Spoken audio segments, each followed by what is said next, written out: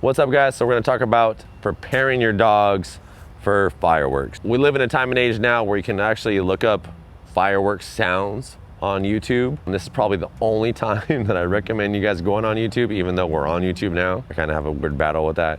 But the best thing about going on YouTube for fireworks sounds, and especially if you have like a portable speaker, is that you can turn those things up and you can scale the volume. So the way I recommend people acclimating their dogs to fireworks is by starting at a lower level on their speaker while either training their dog or feeding their dog. This way it creates a neutral response to firework noises. And it's something that they can work through, because you want to keep a dog in drive while you're working through, any form of insecurity. This helps the dog understand, like, hey, it's nothing bad, and if anything, it's a positive response to it.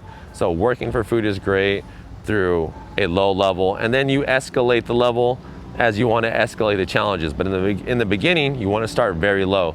This also helps for dogs who already have reactivity issues. You may need to start even lower for some of those dogs to the fireworks sounds, but using some high value for either their food, either high value treat, or you don't necessarily want to use like a toy just yet. If you absolutely need to go into toys, that's great.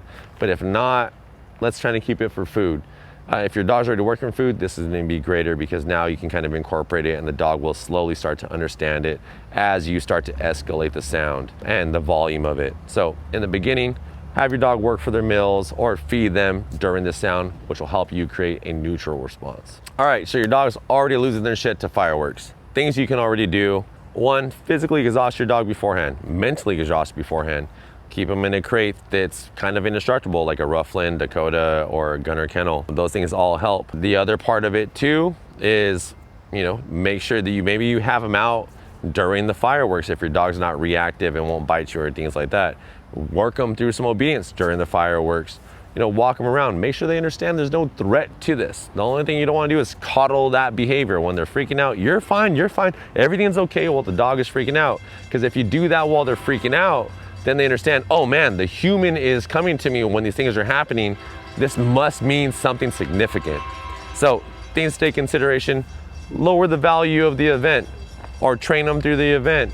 Just make it a kind of neutral response to it. Just don't kind of leave them to deal with it if you don't have something sustainable to put them in where they can break out and create this even ultra event in their head. So work through it, have your dog have a neutral experience to it, and that's how you help them.